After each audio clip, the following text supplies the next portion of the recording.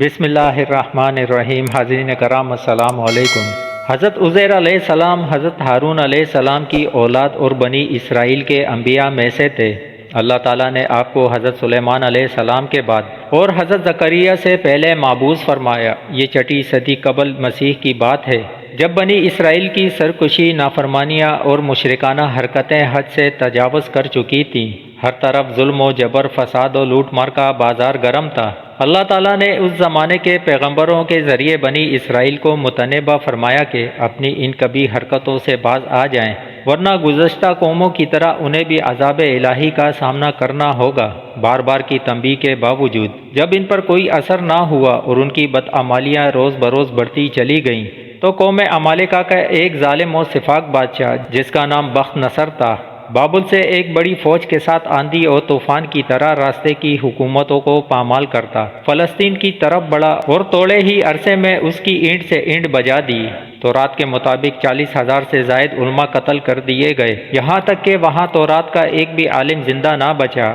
اس کے ساتھ ہی بخت نصر نے بنی اسرائیل کے 80,000 افراد کو قیدی بنا لیا اور انہیں بھیڑ بکریوں کی طرح ہنکا کر بابل لے گیا، جن میں حضرت عزیر علیہ السلام بھی شامل تھے، جو اس وقت 9 عمر تھے۔ بخت نصر کے حکم پر اس کی خون خوار فوج نے بیت المقدس میں حضرت سلیمان علیہ السلام کی تمام باقیات کو تباہ و برباد کر دیا تھا۔ عظیم الشان محلات کھنڈرات میں تبدیل کر دیے گئے۔ ہیکل سلیمانی میں موجود وسیع و عریض و نادر و نایاب کتب سے مزین کتب خانہ جلا کر راکھ کر دیا، جس میں تورات کے اصلی نسخے بھی تھے۔ تابوت سکینہ بھی کہیں غائب کر دیا گیا۔ تورات کے مطابق اللہ تعالیٰ نے اس ظالم جابر بادشاہ پر عذاب نازل کیا اور اس کی شکل مسخ کر دی۔ حضرت عزیر ایک طویل عرصے تک دیگر اسرائیلیوں کی طرح بابل میں قید رہے اور پھر اللہ تعالیٰ نے 40 سال کی عمر میں آپ علیہ السلام کو منصب نبوت پر سرفراز فرمایا۔ یہودی حضرت عزیر کو اللہ کا بیٹا کہنے لگے۔ حضرت عزیر کو جب بابل کی اسیری سے نجات ملی تو بحکم خداوندی دوبارہ بیت المقدس تشریف لے آئے۔ اس وقت تورات کا کوئی حافظ زندہ تھا، نہ ہی تورات کا کوئی نسخہ موجود تھا۔ آپ کو فکر لاحق ہوئی کہ اب اللہ کے کلام کو عام لوگوں تک کیسے پہنچایا جائے۔ چنانچہ انہوں نے اسرائیلیوں کو جمع کیا، اور چونکہ آپ نے بچپن ہی میں تورات حفظ کر لی تھی، لہٰذا اسے ان سب کے سامنے پڑھ کر تحریر کروایا۔ بعض اسرائیلی روایت میں ہے کہ جس وقت انہوں نے بنی اسرائیل کو جمع کیا تو سب کی موجودگی میں آسمان سے 2 چمکتے ہوئے شہاب اترے اور حضرت عزیر علیہ السلام کے سینے میں سما گئے۔ تب حضرت عزیر بنی اسرائیل کو از سر نو تورات مرتب کر کے عطا فرمائی۔ جب وہ اس اہم کام سے فارغ ہوئے تو بنی اسرائیل نے انتہائی مسرت کا اظہار کیا اور ان کے قلوب میں آپ کی قدر و منزلت بڑھ گئی، لیکن پھر وقت کے ساتھ ساتھ ان کی یہ محبت و عقیدت گمراہی میں بدل گئی، یہاں تک کہ بنی اسرائیل نے حضرت عزیر علیہ السلام کو اللہ کا بیٹا کہنا شروع کر دیا، جس کے بارے میں اللہ رب العزت نے قرآن کریم میں ارشاد فرمایا۔ اور یہود کہتے ہیں کہ عزیر اللہ کے بیٹے ہیں، اور عیسائی کہتے ہیں کہ مسیح اللہ کے بیٹے ہیں۔ یہ ان کے منہ کی باتیں ہیں، پہلے کافر بھی اسی طرح کی باتیں کہا کرتے تھے، یہ بھی انہی کی ریس کرنے لگے ہیں، اللہ انہیں ہلاک کرے، یہ کہاں بھٹکتے ہوئے پھرتے ہیں۔ ابن عساکر نے حضرت ابن عباس کے حوالے سے روایت نقل کی ہے کہ آپ نے حضرت عبداللہ بن سلام سے سوال کیا کہ اس فرمان الہی کا کیا مطلب ہے، اور یہود نے کہا کہ عزیر اللہ کے بیٹے ہیں۔ یہ یہود نے کیوں کہا؟ عبداللہ بن سلام نے فرمایا کہ حضرت عزیر نے بنی اسرائیل کی خاطر پوری تورات حفظ کر لی، جس پر انہوں نے کہا موسیٰ بھی اتنی طاقت نہیں رکھتے تھے کہ بغیر کتاب کے پوری تورات سنا سکے اور پیش کر سکیں، جبکہ عزیر ہمارے پاس پوری تورات بغیر لکھی اور بغیر کسی کتاب کے لے آئے۔ اسی وجہ سے بنی اسرائیل کے کئی گروہ اس بات کے قائل ہو گئے کہ عزیر اللہ کا بیٹا ہے۔ حضرت عزیر علیہ السلام کی حیات طیبہ کے بارے میں قرآن و احادیث اور تاریخ کی کتب میں زیادہ مواد نہیں ملتا۔ قرآن کریم کی سورہ توبہ میں صرف ایک جگہ آپ کا نام مذکور ہے۔ اس کے علاوہ سورہ بقرہ کی آیت 259 میں جو واقعہ بیان کیا گیا ہے، اس کے بارے میں علماء و مفسرین کا کہنا ہے کہ وہ حضرت عزیر کے بارے میں ہے۔ خود تورات میں حضرت عزیر علیہ السلام کے نام سے کتاب صحیفہ عذرا میں بھی اس کی اپنی زندگی کے بارے میں بہت زیادہ معلومات نہیں ملتی۔ صرف اس قدر پتہ چلتا ہے کہ جس وقت بخت نصر نے بیت المقدس پر حملہ کیا تو آپ کم عمر تھے اور قید کر کے بابل لے جائے گئے تھے۔ پھر بابل کی قید سے دوبارہ بیت المقدس کی تعمیر تک آپ بنی اسرائیل کے ساتھ ہی رہے۔ قرآن کریم کی سورہ بقرہ میں ارشاد باری تعالیٰ ہے، اور پھر اس شخص کو دیکھو جس کا گزر اس بستی پر ہوا جو چھت کے بل اوندی پڑی تھی۔ وہ کہنے لگا اس کی موت کے بعد اللہ تعالیٰ اسے کس طرح زندہ کرے گا، تو اللہ تعالیٰ نے اسے مار دیا 100 سال کے لیے، پھر اسے اٹھایا، پوچھا بتاؤ کتنی مدت پڑے رہے ہو؟ کہنے لگا 1 دن یا 1 دن کا کچھ حصہ۔ فرمایا تم پر 100 سال اسی حالت میں گزر چکے ہیں، اب ذرا اپنے کانے اور پانی کو دیکھو، یہ خراب تو نہیں ہوئے، اور اپنے گدھے کو بھی دیکھو، ہم تمہیں لوگوں کے لیے ایک نشانی بنا دینا چاہتے ہیں، پھر دیکھو کہ ہڈیوں کے اس بنجر پر ہم کس طرح گوشت پوش چڑھاتے ہیں۔ اس طرح جب حقیقت اس کے سامنے بالکل نمایاں ہو گئی تو اس نے کہا کہ میں جانتا ہوں کہ اللہ تعالیٰ ہر چیز پر قادر ہے۔ مفسرین فرماتے ہیں کہ اس آیت میں جس شخص کا ذکر ہے وہ حضرت عزیر علیہ السلام ہے۔ حضرت علی، حضرت عبداللہ بن عباس اور حضرت عبداللہ بن سلام کا رجحان بھی اس جانب ہے کہ یہ واقعہ حضرت عزیر علیہ السلام سے متعلق ہے۔ مفسرین فرماتے ہیں کہ جب عزیر علیہ السلام کو بابل میں بخت نصر کی قید سے نجات ملی تو اللہ تعالیٰ نے انہیں حکم دیا کہ اب تم واپس بیت المقدس جاؤ، ہم اس کو دوبارہ آباد کریں گے اور ایک خوبصورت اور پر رونق شہر بنائیں گے۔ چنانچہ جب وہ وہاں پہنچے اور شہر کو تباہ و برباد کنڈر پایا تو حیرت و تعجب کے ساتھ بے اختیار ان کے منہ سے نکلا، اس مردہ بستی کو کیسے زندگی ملے گی؟ اللہ جل شانہ کو یہ بات پسند نہیں آئی۔ اس کے بعد ان کی موت کی نیند کا واقعہ پیش آیا۔ پھر جب وہ دوبارہ زندہ کیے گئے تو بیت المقدس ایک آباد اور پر رونق شہر تھا، اللہ کیسے ان کو موت کے بعد زندہ فرمائے گا؟ حافظ ابن کثیر اسحاق بن بشر کے حوالے سے تحریر فرماتے ہیں کہ حضرت عزیر بڑے دانا نیک انسان تھے۔ ایک دن اپنی زمین کی طرف نکلے، واپسی میں ایک ویران عمارت میں ٹھہر گئے، کیونکہ گرمی سخت تھی۔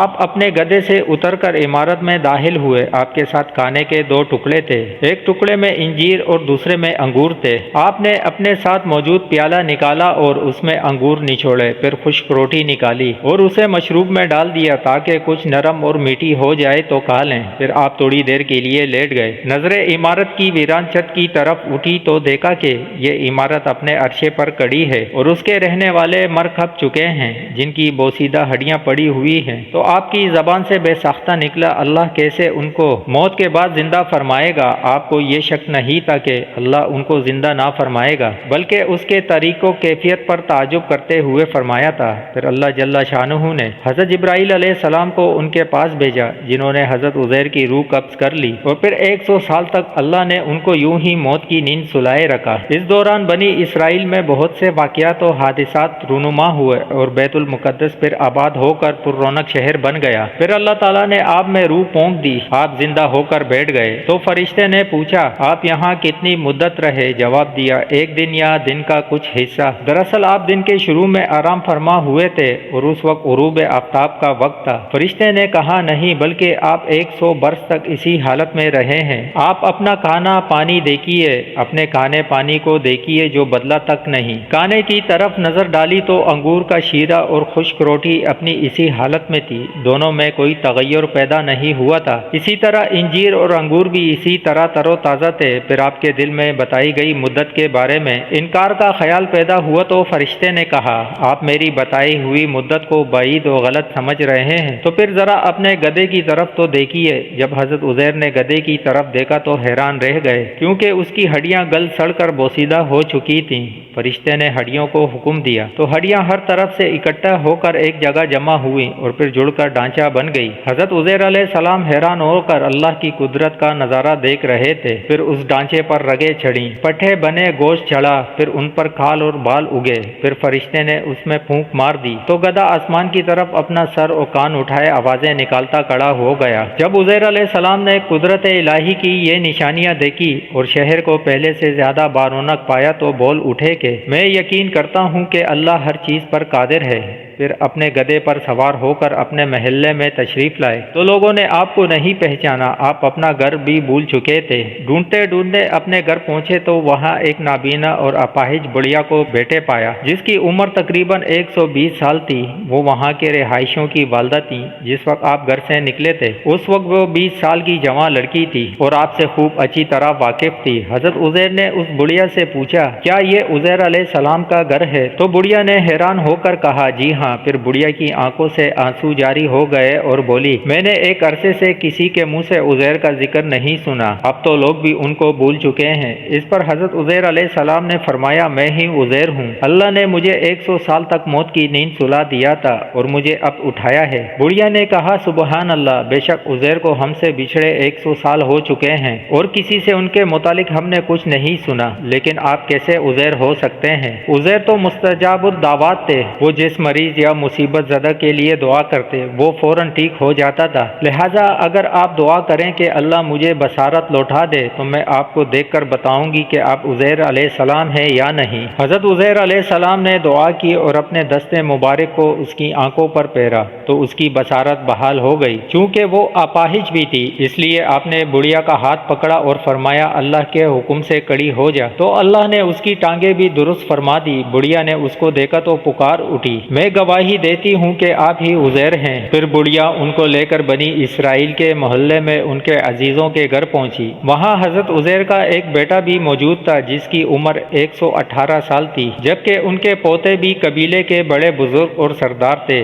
بڑھیا نے ان سب کو آواز دی اور بولی، یہ عزیر علیہ السلام ہے، اللہ نے ان کو 100 سال کے لیے موت کی نیند سلا دیا تھا، یہ اب اللہ کے حکم سے اٹھے ہیں، تم سے ملنے آئے ہیں۔ لوگوں نے پہلے تو یقین نہیں کیا، لیکن جب اس نے اپنی بینائی آنے اور ہاتھ پاؤں ٹھیک ہونے کے بارے میں بتایا تو سب حیران رہ گئے۔ ان کے بیٹے نے کہا، میرے والد کے دونوں شانوں کے درمیان ایک سیاہ نشان تھا، آپ نے اپنے شانوں کو کھولا تو وہ نشان موجود تھا۔ پھر بنی اسرائیل نے کہا، ہمارے اندر کوئی تورات کا حافظ نہیں تھا سوائے حضرت عزیر کے، اور بخت نصر نے تورات کے سارے نسخے جلا دیے تھے، لہٰذا آپ ہمارے لیے تورات لکھ کر دکھائیے۔ حضرت عزیر کے والد نے بخت نصر کے ایام میں تورات کے ایک اصل نسخے کو دفن کر دیا تھا اور آپ کے علاوہ کسی کو اس جگہ کا علم نہیں تھا۔ چنانچہ حضرت عزیر ان کو لے کر اس جگہ پہنچے اور گڑا کھود کا تورات نکالی جس کے اوراق بہت بوسیدہ ہو چکے تھے اور لکائی بھی مٹ چکی تھی۔ پھر آپ علیہ السلام سب کو لے کر ایک درخت کے سائے میں تشریف فرما ہوئے، اتنے میں اللہ کے حکم سے آسمان سے 2 شعلے اترے اور آپ علیہ السلام کے سینے مبارک میں داخل ہو گئے اور آپ کو پوری تورات خوب یاد آ گئی۔ آپ نے نئے سرے سے تورات لکھ کر بنی اسرائیل کے حوالے کر دی۔ ایک تو آپ نے تورات لکھی